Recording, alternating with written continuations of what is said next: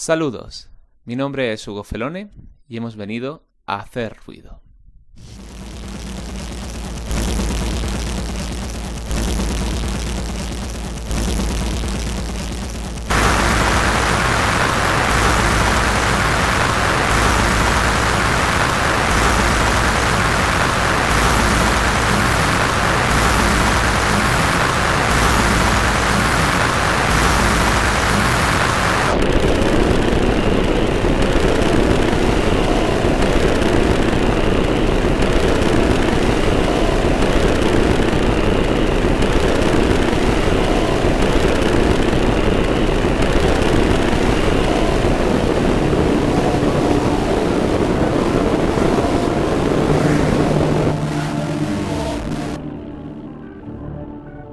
Bienvenidas a un nuevo programa de Buzón de Voces. Ese programa que, como ya vengo diciendo, vosotros hacéis en base a vuestras quejas y yo simplemente presento. En el programa de hoy vamos a continuar indagando un poco más en toda esa maraña que es el lugar de la música en el contexto de la pandemia.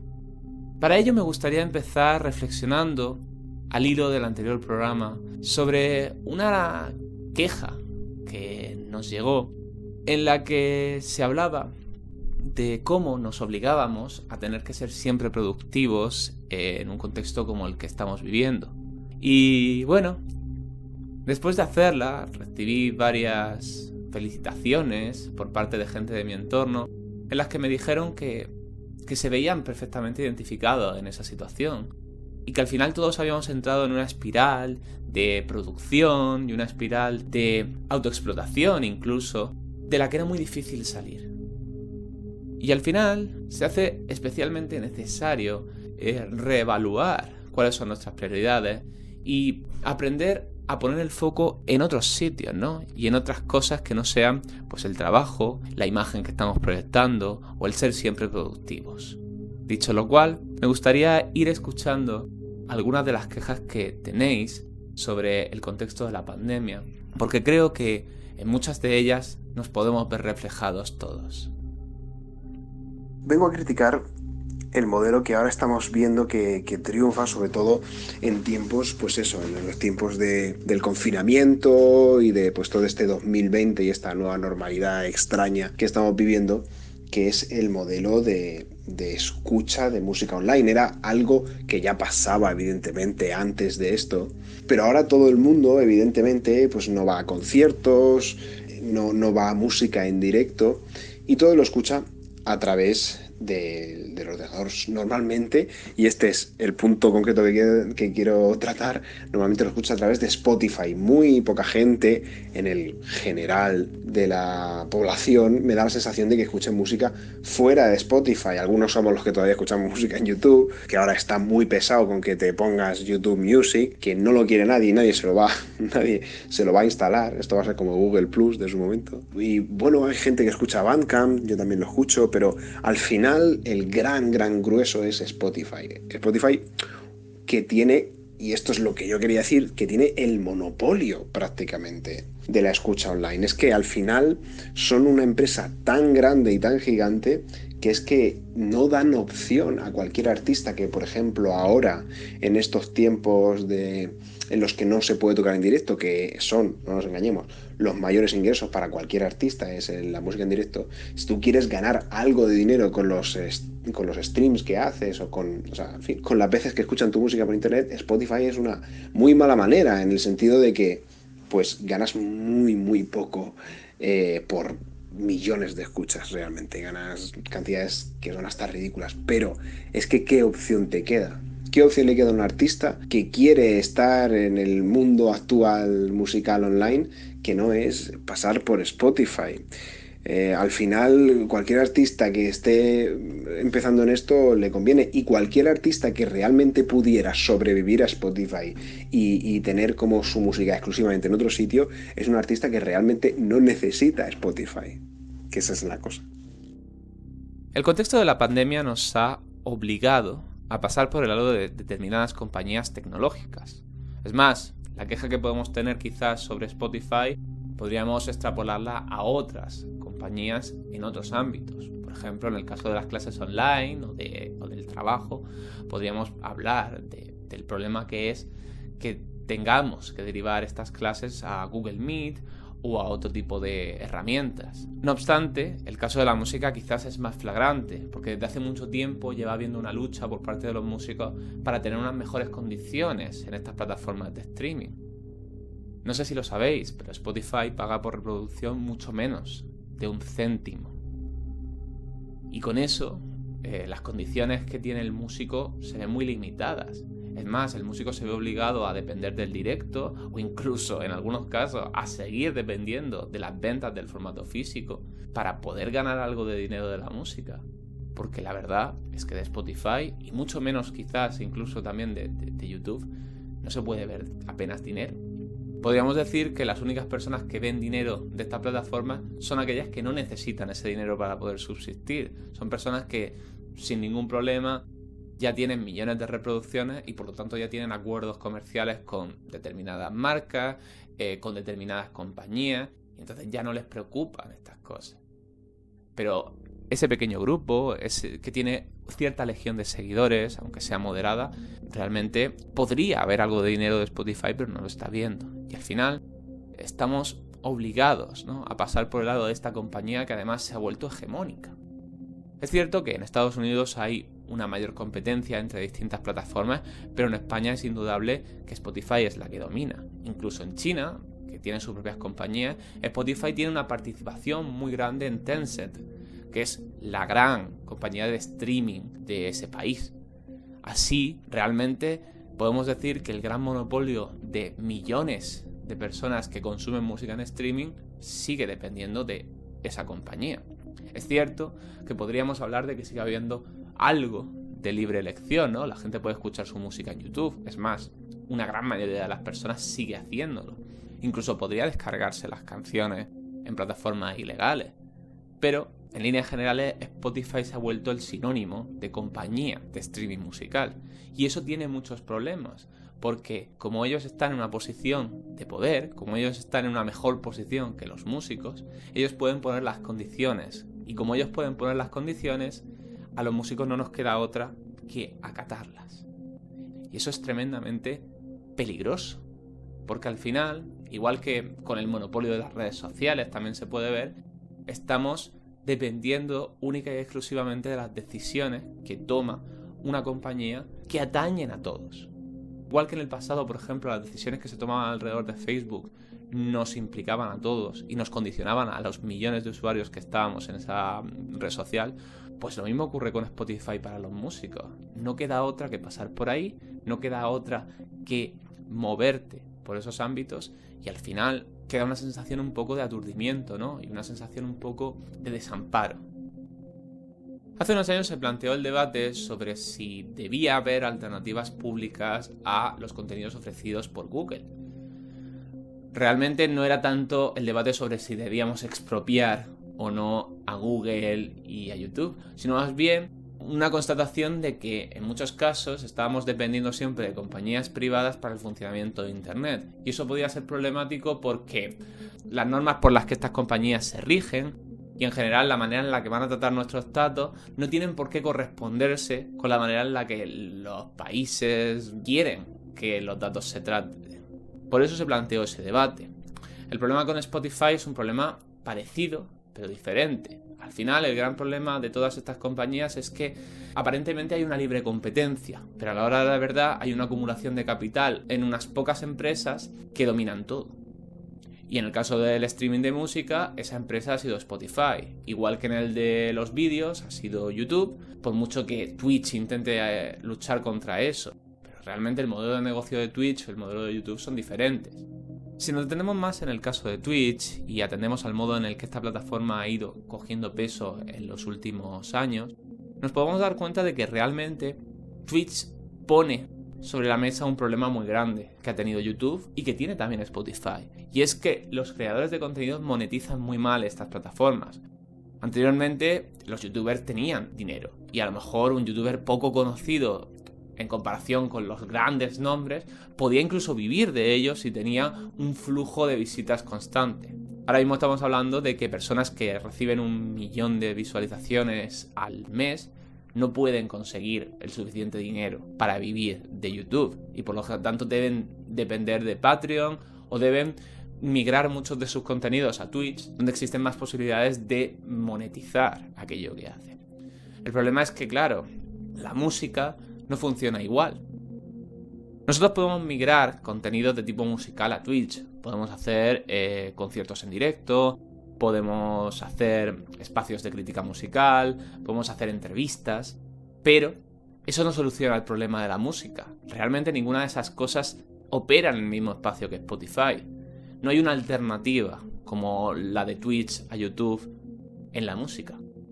Sí, podemos subir nuestra música a Bandcamp y esperar que la gente se descargue la música, pague lo que tenga que pagar e incluso compre un formato físico que puede ayudar al músico a subsistir un poco. Pero realmente no hay una alternativa real a Spotify, que es donde consume la gente normalmente la música, junto a YouTube, que al final es la otra gran compañía que sigue teniendo el dominio de la música. Y sí, como dice en el audio, es cierto que YouTube Music probablemente no triunfe, o probablemente no triunfa al nivel de Spotify.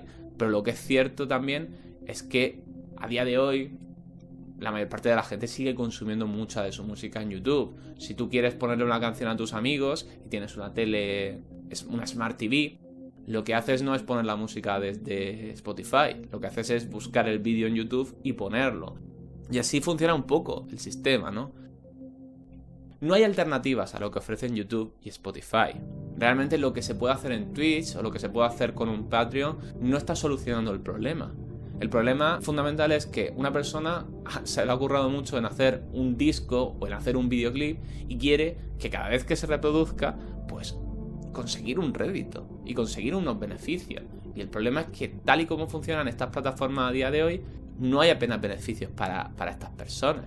No hay apenas beneficios para nadie que no sea las propias compañías, que no sea YouTube, que ganan su dinero con sus anunciantes, o que no sea Spotify, que lo gana también, pues eso, con las suscripciones o con sus anunciantes.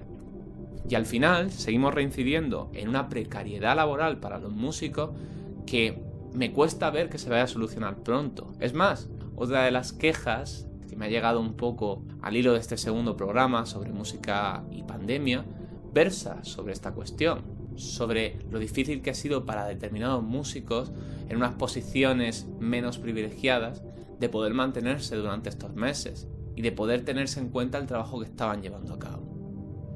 Al hilo de lo que comentabais el pasado programa sobre los músicos profesionales, me gustaría pues poner un poco de relieve un problema que ahora con la pandemia se ha agudizado mucho más de lo que estaba, ¿no? Es el tema de los músicos profesionales, pero hablo de los músicos profesionales no estables, como puede ser un músico de la Orquesta de Radio Televisión Española o de la Orquesta Nacional, sino de estos músicos de bolo que viven de esto, pero que no son músicos estables, sino que viven de los bolos, que en muchas ocasiones no tienen contrato, no les dan de alta en la seguridad social, etcétera, etcétera. Y esto es un problema que ahora con la pandemia, pues claro, lógicamente estos músicos no han podido pedir alguna ayuda, alguna subvención, etcétera, etcétera, porque no pueden demostrar que viven de la música, que han trabajado en la música, que están trabajando en la música, y muchas de las empresas y productoras que les llaman para trabajar quizás sí que reciban alguna ayuda por parte del Estado. No estoy segura, pero puede ser que sí. Pero estos músicos no van a recibir absolutamente nada, están totalmente desamparados, y esto es un problema muy de fondo que tenía que haberse resuelto hace muchos años y que todavía está ahí, y quizá mucho peor que antes, porque ahora estos músicos cobran mucho menos por un concierto de lo que se cobraba hace 15 o 20 años, o sea que la cosa ha ido a peor.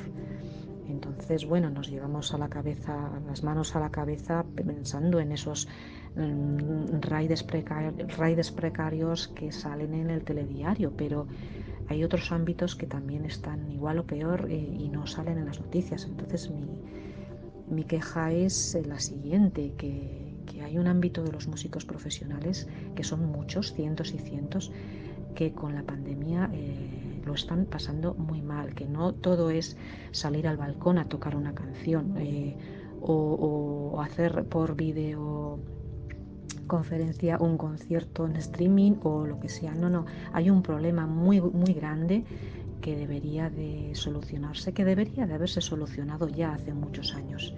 Esta es mi queja. Las plataformas de streaming han condicionado un modelo en el que el directo se vuelve la principal fuente de ingresos de los músicos. Y en un contexto en el que los músicos no pueden tocar en directo, se revela lo endeble que es este modelo. Yo creo que en España, yo diría que en otros países, pero sobre todo en España, noto que muchos músicos se mueven dentro de una economía sumergida. Una economía sumergida en la que las salas en las que tocan, en la que las actividades que realizan muchas veces las hacen de una manera legal, sin contratos, sin darse de alta en la seguridad social, porque su situación no lo permite y porque se ha instaurado esa dinámica que al final hace que los músicos terminen aceptando su precariedad. Esta precariedad está instaurada en todos los trabajos. Economía sumergida y trabajos precarios los hay en todos los ámbitos, por supuesto. Falsos autónomos los hay tanto en los riders como en las universidades. Y realmente los músicos terminan estando siempre en una posición desfavorecida, porque al final sienten que tienen que dar las gracias por poder cobrar un poco de lo que hacen. Y realmente lo que tenemos que hacer es ser capaces de reivindicarles y ser capaces de hacer valer su trabajo. Y eso pasa por muchas cosas. La primera, por ser capaces de darle una serie de garantías. Garantías que a lo mejor en otros países, como por ejemplo Francia, sí tienen. En las cuales, por ejemplo, un músico puede pedir el paro si no está trabajando. ¿Cuántas personas se podrían haber beneficiado de eso? Imaginad cuántos músicos podrían de repente haber dicho: voy a pedir el paro ahora que está lo del COVID. Pero no han podido. Es más, lo peor, que parece que es un capricho. Y parece que los músicos más pequeños, los músicos menos importantes, siempre tienen que estar dando las gracias y luchando constantemente por hacerse notar. Y en cambio luego tenemos macroconciertos de 5.000 espectadores que dan la sensación triunfalista de que la música está de puta madre. Pero la música no está de puta madre. Están de puta madre cuatro artistas que tampoco lo estarán viendo tan mal. Es decir, Rafael o Lobos Lesbian no están tan mal como para que su vida dependa de hacer un directo con 5.000 personas.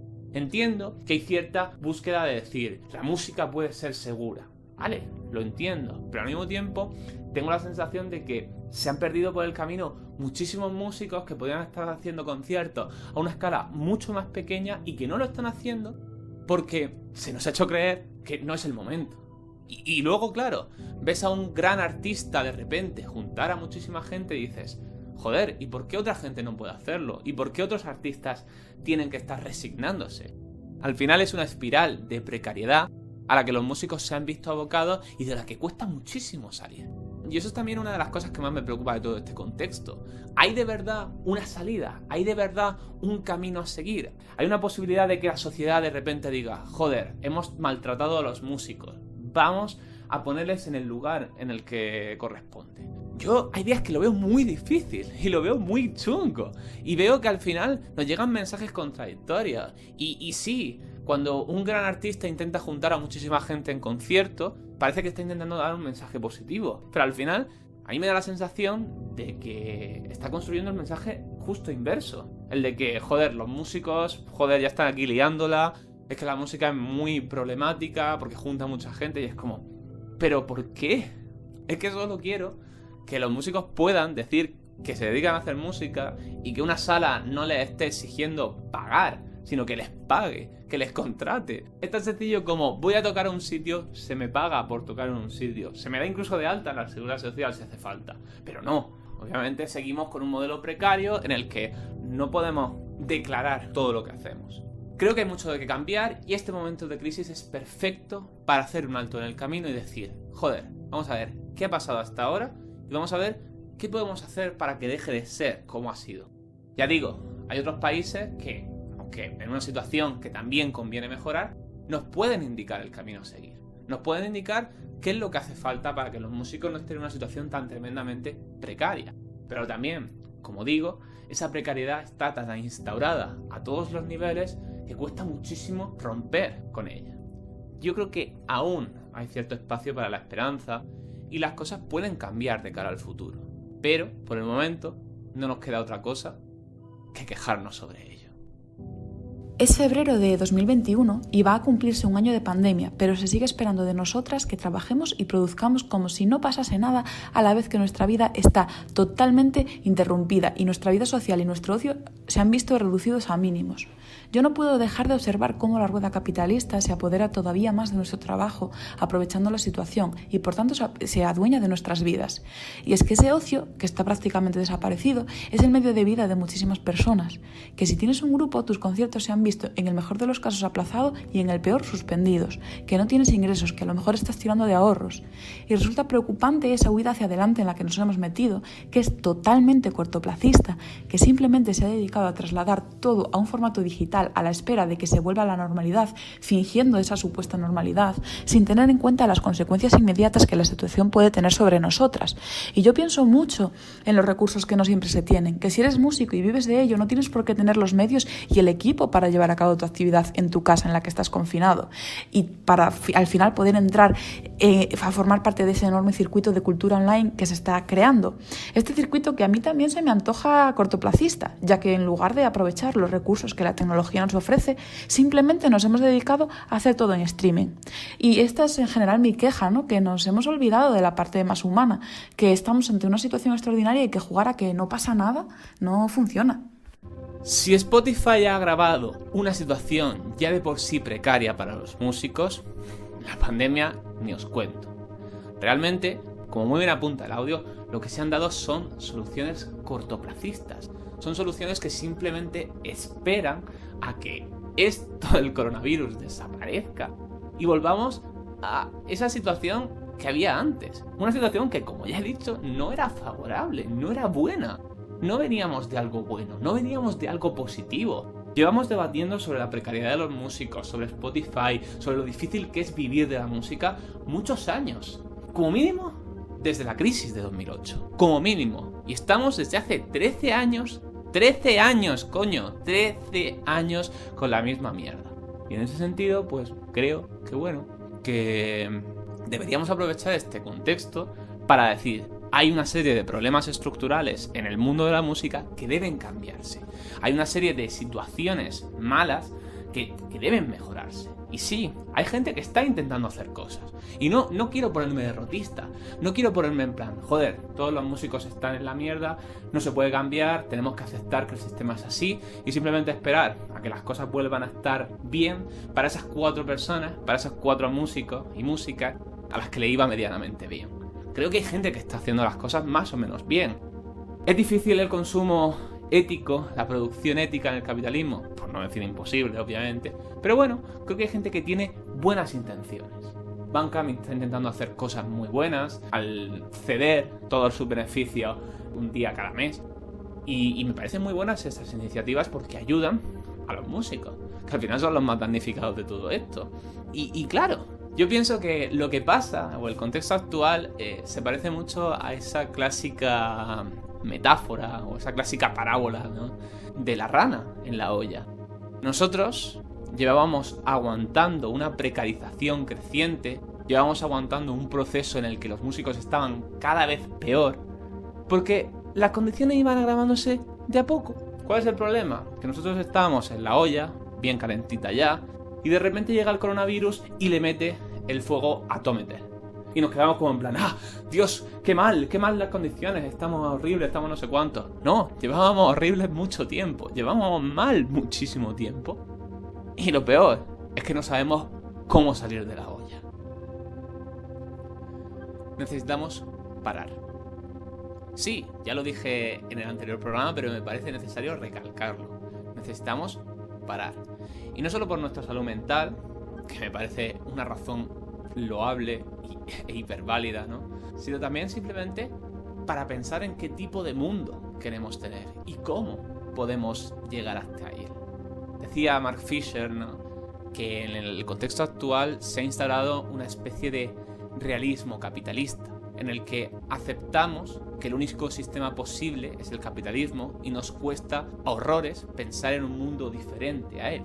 Y me parece paradigmático que en un momento de crisis tan marcada como este, en el que las políticas neoliberales deberían haberse puesto en duda, en el que la precarización en la que nos encontramos debería haberse puesto encima de la mesa y la gente de todos los países al unísono gritar que se acabe ya esta puta mierda, me parece muy paradigmático que en un contexto como este las cosas no hayan cambiado tanto y que estemos esperando a que se pase el temporal para seguir como estábamos hasta el momento, porque ahora parece que todo estaba de puta madre hace unos años, cuando la verdad es que nunca ha estado bien. Así tenemos que dejar de pensar que no hay alternativa a este sistema y al menos guiarnos simplemente por la esperanza de qué mundo queremos de cara al futuro, qué queremos que cambie de cara al mañana. Y yo creo que, evidentemente, como ya digo, ha habido gente y muchas personas que están intentando hacer cosas. En cierta medida, que podamos estar hablando de esto en un programa como este ya me parece algo mínimo. Y aunque sea una persona hacerle pensar sobre la situación precaria en la que están los músicos y lo complejo que tienen estos profesionalizarse, porque al final no hay alternativas para que estos ganen dinero, ya me parece suficiente, me parece ya un milagro que alguien de repente diga, coño, es verdad, los músicos también son igual de precarios que los riders, o son igual de precarios que esos falsos asociados de la universidad u otro tipo de profesionales a los que se les está explotando, porque al final todos somos víctimas del mismo sistema. Tampoco podemos pensar que aquí haya vencedores y vencidos. No, creo que al final, igual que el feminismo ayuda también a los hombres a conseguir desembarazarse de sus propias cadenas, de cadenas que ellos tienen sobre lo que es ser hombre, pues también evidentemente el capitalismo nos impone unas cadenas y el sistema productivo en el que nos encontramos nos impone unas cadenas y nos la impone a nosotros y también se la impone a Jeff Bezos, que ha tenido ahora recientemente que ceder el control y relajarse. Y él u otras personas están en la misma espiral productiva que nosotros. Y sí, parece un poco chabacano y un poco irreal compararnos con un multimillonario. Ya, evidentemente el Tito Gilito no tiene los mismos problemas que el Pato Donald, pero no pasa nada por reflejar que al final hay muchas cosas que comparten y hay muchas cosas que podrían trabajar conjuntamente para solucionar su situación. Eso no quiere decir que no haya habido distintos tipos de pandemias según las personas y que al final esta haya golpeado muchísimo más claramente a las personas en una posición más desfavorable previamente.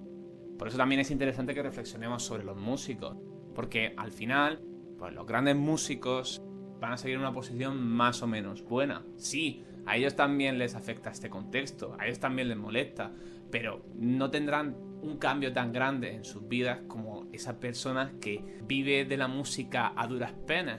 Y realmente es esa persona que está en una situación más desfavorable la que nos dice qué cosas están mal, la que nos señalan qué cosas deberían cambiarse y la que nos apunta el camino a seguir. Mi pregunta es la siguiente.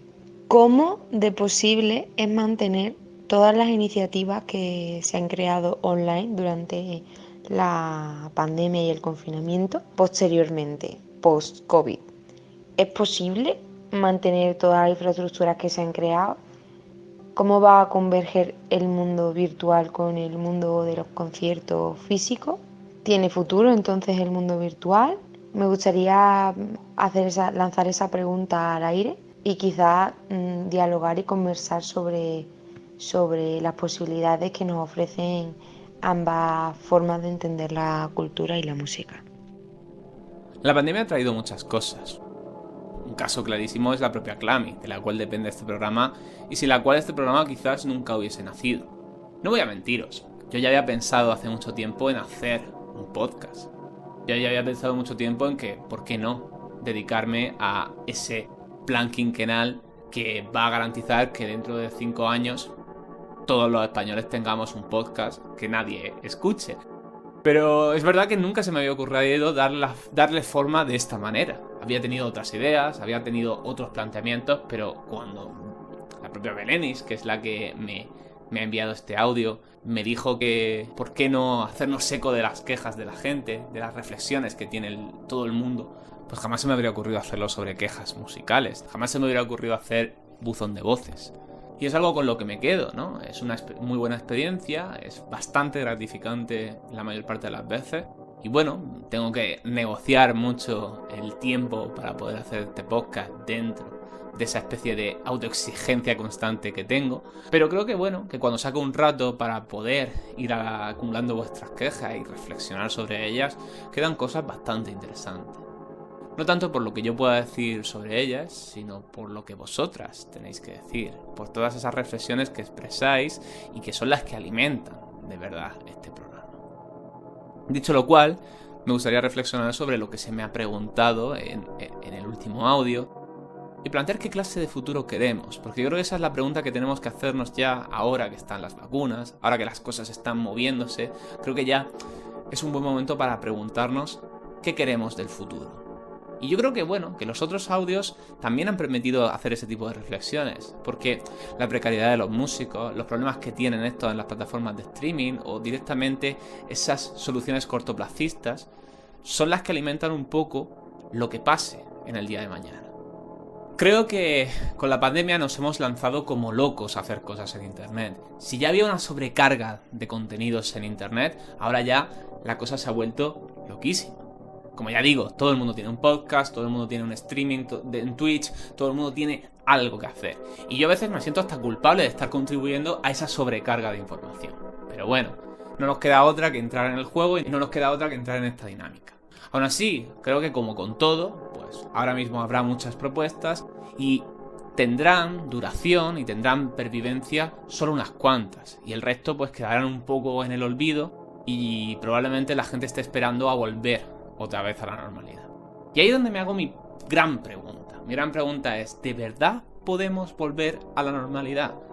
¿De verdad podemos volver hacia lo que considerábamos la normalidad? Pues quizás tampoco nos merezca la pena volver a la normalidad. Quizás deberíamos crear literalmente una nueva normalidad. Y no llamar nueva normalidad algo que tiene de normal muy poco. Pero sí que estaría bien tomar este punto para coger un poco de carrerilla y decir, venga, ¿qué hay mal? ¿Qué cosas queremos hacer? Y en ese sentido, creo que también tenemos que ser muy cautos con todas estas nuevas iniciativas de internet. Si estas nuevas iniciativas de internet pueden ayudarnos a que los músicos dejen de ser más precarios, a que tengamos otra forma de relacionarnos con la música, a que se exploren nuevas posibilidades, sí, por supuesto, yo firmo lo que sea. Pero si, como decía, por ejemplo, el audio en el que se hablaban sobre las soluciones cortoplacistas, los músicos no tienen unas condiciones materiales que les garanticen poder entrar en este tipo de contenido, al final se está volviendo a crear un cisma entre unos músicos con un privilegio de poder hacer streamings, con un privilegio de poder estar activamente en formato online, y unos músicos que no pueden. Al final también cada música es diferente, y yo creo que es mucho más fácil para un músico de electrónica que produce con su ordenador seguir haciendo cosas durante la pandemia que para un grupo o para una orquesta sinfónica. Entonces, claro, el tipo de contenidos que se fomentan pueden estar muy condicionados por dónde se emiten. Y eso me parece muy problemático porque suena muy poco democrático realmente. La música se supone que es muy democrática, ¿no? La música se supone que todas la podemos escuchar, que todas la podemos disfrutar y que incluso con un poquito de maña, descargándote los programas adecuados, todas la podemos hacer. Pero eso no es real, ¿no? Al final siempre hay una serie de condiciones que hacen que unas personas pues salgan en una posición más ventajosa que otras. Decir que todo el mundo puede hacer música es algo que solo podría decir una persona que jamás ha tenido ningún impedimento para hacerla. Pero al final hay muchas cosas que se pueden volver en tu contra, empezando por el tiempo que tengas para dedicarle a la música y sobre todo el dinero que tengas. Y sí, yo entiendo que hay mucha gente que dice, no, si es que te descargas un programa informático y puedes manejarlo, ya. Pero si tu ordenador es una chatarra andante, estás en una posición menos privilegiada que quien tenga un Mac, y un Mac precisamente barato no es. Y claro, cuando hablamos de qué va a mantenerse, pues también tenemos que preguntarnos en qué condiciones. Sí, por supuesto, un streaming de una persona hablando sobre música, haciendo una entrevista, pues más o menos es fácilmente mantenible. Pero un concierto online es algo que la gente está dispuesto a consumir. No lo sé. Y también cómo lo consumes. ¿Te lo dejas de fondo? ¿Tienes una escucha activa? Hemos hablado mucho de eso en el anterior programa. Y creo que ahí está un poco mi duda. ¿Qué puede quedar? ¿Qué no puede quedar? Nos metemos en un futuro complejo, problemático, con una gran crisis económica, incertidumbre sobre lo que significa dedicarte a la música. Puede que las cosas vayan a mejor, sí, pero también tendremos que acostumbrarnos, porque yo creo que el streaming y todas estas condiciones digitales han venido para quedarse. Y que hayan venido para quedarse no significa que vayan a seguir en las mismas condiciones en las que estábamos ahora. Pero sí que es verdad que puede que con el tiempo terminemos desarrollando nuevas simbiosis entre lo digital y lo presencial que van a ser muy problemáticas. Van a ser muy problemáticas tanto para un lado como para el otro. Van a ser muy problemáticas para las personas que se dedican solo a lo virtual como para las que se dedican solo a lo presencial. Y si estamos exigiéndonos encima una doble realidad virtual-presencial, al final nos podemos volver esclavos de nosotros mismos por partida doble. Esclavos fuera y dentro de las redes, esclavos fuera y dentro del escenario. No sé, ¿las cosas van a cambiar a mejor? Yo espero que sí. Por ahora lo veo muy negro, pero bueno, no nos queda otra cosa que seguir adelante. Y coño, ya me parece suficiente seguir adelante, signifique lo que signifique eso.